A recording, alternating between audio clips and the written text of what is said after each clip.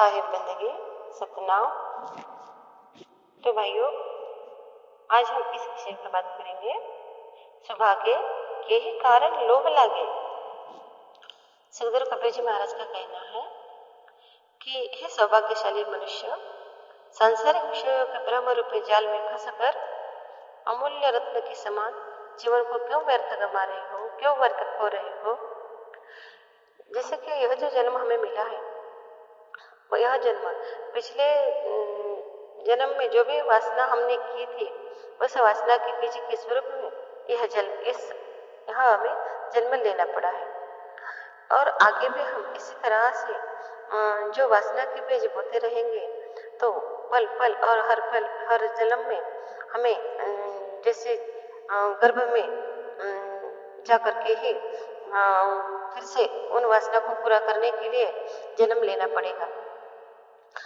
जैसे कि हमारा स्वरूप तो पानी का होता है, लेकिन माता के पेट में गर्भ में जाकर के हमें जैसे अग्निकुंड में पकाकर 10 महीने तक वहां रह करके जैसे कि हम तेल में पकोड़ा तलते हैं, उसी ही तरह से हमारा शरीर जैसे बन करके बाहर निकलता है। और फिर पुनः जब हम पैदा हो जाते हैं तो माया रूपी विषय वासनाओं के जाल में हम फंसते ही जाते हैं। तो सदगुरु कबीर जी महाराज का कहना है कि माया मोह के बंधनों के बीच ही बालक से जवान और जवान से वृद्ध हम हो जाते हैं। लेकिन जब यमराज आकर के हमें बांध लेता है, तो सदगुरु कबीर महाराज जी का कहना है कि जिस मोह में पड़कर तो जैसे कि हम लोग आंखों में आंसू भर भर के रोते हैं, तो भी उसे किसी तरह का जैसे कि दया नहीं आती। वह तो तुम्हें ही तुम्हारे कर्मों का जो भी हम जब कर्म करते हैं, उस कर्मों का फल देने के लिए हर पल तत्पर ही रहता है।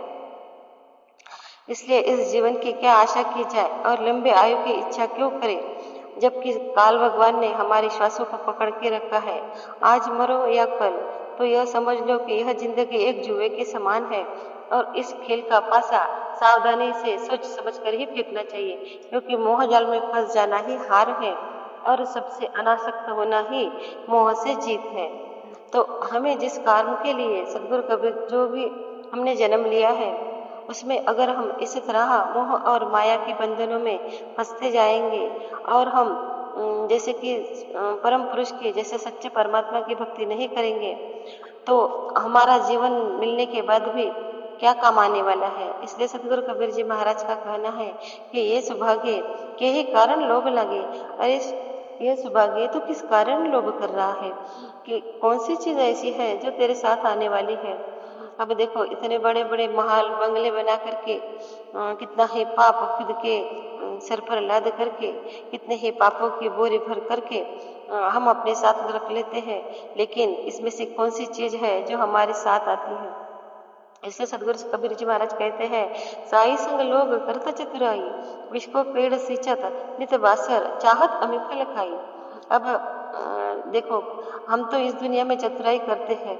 अब यह हम समझते हैं कि किसी को कुछ भी पता नहीं चलेगा, लेकिन जब हम जैसे कि हम जो चतुराई कर रहे हैं, वो तो साई के संग भी ही हम चतुराई कर रहे हैं। जैसे हम कर्म करेंगे वैसे ही हमें फल मिलने वाला है।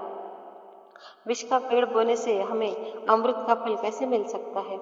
क्योंकि देखो, जब हमें जन्म मिला है, जब हमें सदगुरु कबीर जी महाराज का ज्ञान मिला है, सदगुरु कबीर जी महाराज ने बारंबार समझा करके यह कहा है, इसमें से एक भी चीज ऐसी नहीं है जो हमारे साथ आने वाली है। फिर भी हम इसी में भटक रहे हैं, फिर भी हम इससे ही मोह कर रहे हैं, फिर भी हम इसमें ही तत्परता से हर कार्य कर रहे हैं। इतनी तत्परता से अगर हम सदगुरु कबीर महाराज जी ने बताए हुए सूरत शब्द योग में अगर ध्यान लगाते, तो हमारा जन्म सफल हो जाता।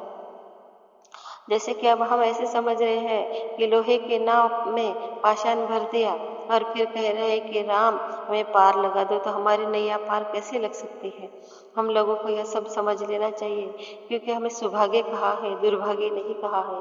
सौभाग्य इसलिए कहा है कि हमें मानव तन मिला है। जब मानव तन मिला है, तब ही हम यह कार्य जैसे परम पुरुष परमात्मा को पाने का कर सकते हैं। जैसे कि इसके बाद पता नहीं हम किस जन्म में जाए और किस जन्म में जाकर के हम किस तरह से साधना करें यह तो हमें नहीं पता। और अगर मानव जन्म मिल भी जाए तो कब सच्चे सदगुरु मिलेंगे? देखो आप सब देख रहे हो, हमें तो मानव जन्म मिला है लेकिन कितना भटकाव है, साधना में भी हम भटक रहे हैं। लेकिन जब सच्चा सूरत शब्द योग की साधना हमें मिली है तब तो हमें पूरी तरह से तत्परता से उस बात पर यकीन करके दृढ़ रह करके अपना कल्याण कर लेना चाहिए। और जो लोहे की नाव में पाषाण का भार किया है उस नाव को पूरी तरह से हल्का कर लेना चाहिए। जैसे कि हमारे विचार विचार विचार जो है या हमारा आचरण जो है, इन बातों को हमें पूरी तरह से जैसे कि एक तरह के हल्का सा, मतलब कि मिला तो सही ना मिला तो सही, इस तरह से अगर हम हमारे विचारों को रखेंगे तो हमें मुक्त होने में और हमारा शुद्ध आत्म तत्व पाने में हमें कोई भी समय नहीं लगेगा। इसलिए सदगुरु कबीर जी महाराज ने कहा है कि सौभाग्य के ही कारण लोभ लागे। तो सौभाग्य के ही कारण से तू लोभ करता है। कौन सी चीज है जो तेरे साथ आने वाली है? कौन सी ऐसी बात है जिससे तू मुक्त हो सकता है? इस बात का ध्यान कर, इस बात को पूरी तरह से समझ करके अपना कल्याण करने के लिए तत्पर हो जा। साहिब जिंदगी सतनाम।